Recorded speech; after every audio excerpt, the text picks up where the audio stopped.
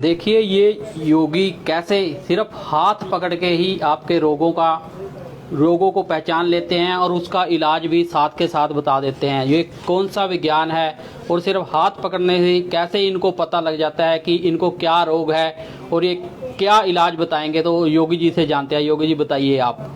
जी, अभी तो हम देखिए पेशेंट से पहले खुद पूछेंगे भाई इनको प्रॉब्लम क्या क्या है, क्योंकि मैंने अभी इनकी नाड़ी पकड़ी हुई है और यह नाड़ी विज्ञान जो है वात पित्त कफ तीन चीजों पे आधारित है पूरा नाड़ी विज्ञान।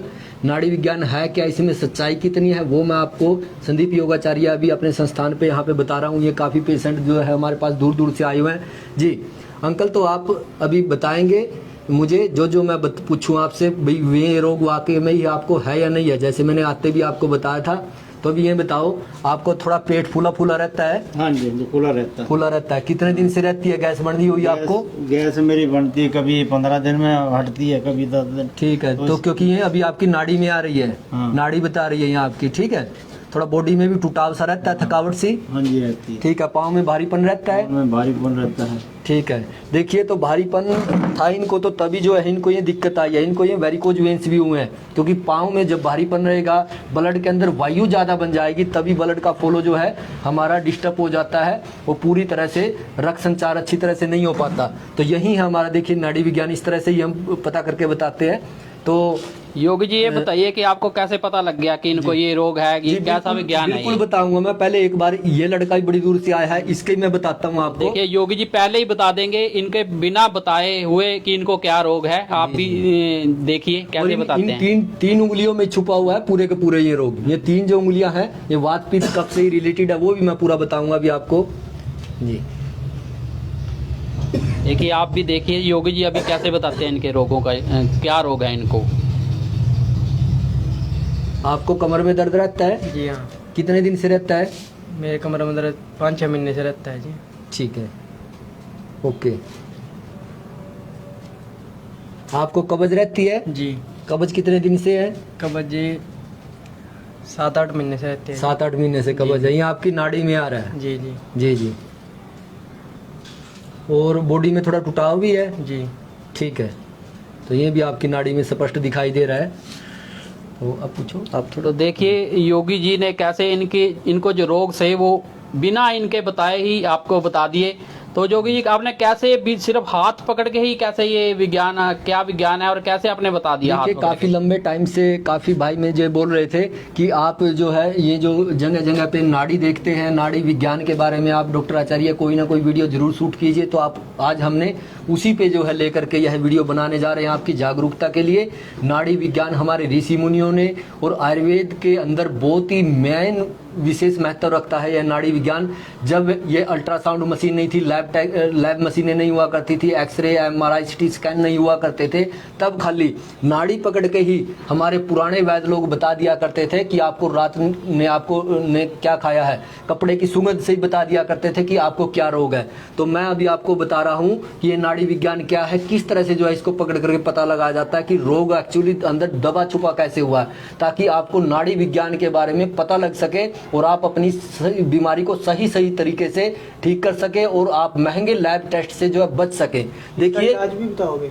इसका इलाज भी जरूर बताएंगे, तो आप इस वीडियो के साथ जुड़े रहेंगे। ये हमारी जो तीन उंगल है, ये इन्हीं में छुपा हुआ है पूरे का पूरा राग। ये हमारी जो है पूरे का पूरा यह राज जो है, यह तीन उंगल है हमारी, यह वात से रिलेटेड है। वात पित्त कफ, ये तीन हमारी जो है शरीर की प्रकृतियाँ होती है।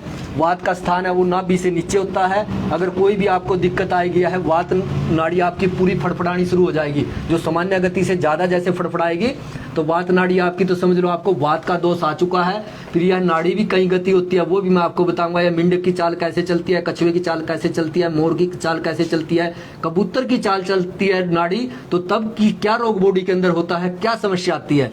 तो मैं अभी आपको जो बता रहा हूँ कि देखिए वात से रिलेटेड यह नाभि जो है, यह नाभि का जो स्थान है, अगर किसी को जोड़ों में पेन है, वात अगर प्रकोपित हो गया है, तो वह नाभि से नीचे का स्थान रहता है। अगर किसी को गैस कब्ज एसिडिटी बनती है, तो वह नाभि से लेकर के यह पित्त का स्थान है, यह जिसको हम कालजा बोलते हैं देसी भाषा में। यह कालजे के अंदर जब दर्द होगी, जलन होगी, कोई दिक्कत आएगी, तो वोमिटिंग का मन करेगा, या फिर यहाँ पे एसिड, खराब एसिड बनेगा, तो वह पित्त से रिलेटेड रोग होते हैं। हाथ पाँव से सेक निकलना, चंबल हो जाना, दाद होना, एक्जिमा होना, ब्लड से रिलेटेड ये जो रोग होते हैं, पित्त से रिलेटेड रोग होते हैं। इसी तरह से अगर किसी की कफ वाली नाड़ी बहुत ज़्यादा फड़फड़ाती है, कफ वाली नाड़ी में दिक्कत ज़्यादा है, तो कफ जन्य जितने भी रोग हैं, आयुर्वेद में 80 तरह के वात रोग माने गए, तो इसी तरह से कफ के भी काफ़ी रोग होते हैं।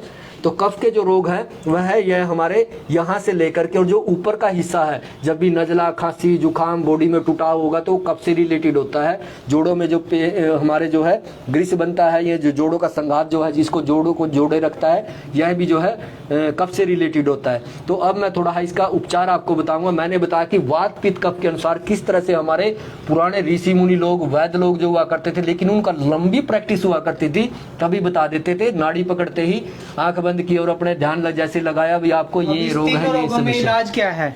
तीनों रोगों का इलाज भी बहुत अच्छा मैं आपको बता रहा हूँ। ये देखिए, ये क्योंकि सबसे ज्यादा आजकल जो रोग चले हुए हैं वात के रोग। वात के रोग जो है, ये हार सिंगार का पत्ता है, जो है इसको पारिजात भी बोलते हैं, बहुत ही अच्छा है। इसको कूट करके सुबह खाली पेट आप ले लीजिए तो आपको बहुत ही अच्छा आराम आने वाला है। इसको पारिजात का पत्ता बोलते हैं। इसी तरह से यह ग्वारपाठा एलोवेरा है, जिसको भी जोड़ों में पेन रहता है, इसको इतना काट करके, इतनी मात्रा इसकी होती है, इसका जेल निकाल करके उसको सुबह आप खाली पेट ले लीजिए तो आपको जोड़ों के दर्द, वात से रिलेटेड जो रोग है, जो इनको जैसे वात से रिलेटेड जो रोग आया था, तो उसमें काफ़ी इनको आराम आ जाएगा, क्योंकि ताकि आप घर पे रह करके भी काफ़ी उपचार कर सको।